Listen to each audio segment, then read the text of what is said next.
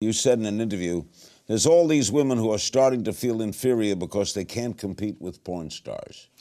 Yes, and I think that it's, although it feels like kind of a taboo topic, you know, I feel like porn has had this really detrimental effect on relationships. It makes men's expectations high, and it makes women feel like we can't compete, you know? Every now and then I'm like, I'm gonna check in and see what's going on, and I'm like, I can't bend that way. I don't, am I just dehydrated? Why can't I do that? I mean, you know, so I think, and I read this book called Porn Nation that's all about how porn is desensitizing men.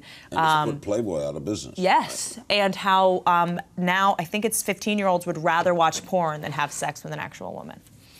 I wonder, I have a 16-year-old and a 15-year-old boy. Good luck with that. I don't know. I'm sure they're watching it. Yeah. Oh, for sure. We didn't have that when I was a kid. I never had that. Mm-hmm. We had comic books. Yeah, right.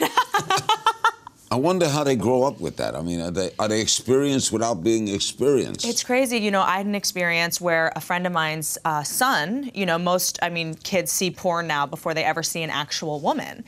And he came home and he was really freaked out. He had a experience where he saw a girl naked and he had never seen pubes before. And was all weirded out by, like, why did she have all this hair down? She's some sort of freak. And he had just seen porn, and he thought that all women just didn't have pubes. He had never seen pubes before, you know? So it's really messing up our expectations.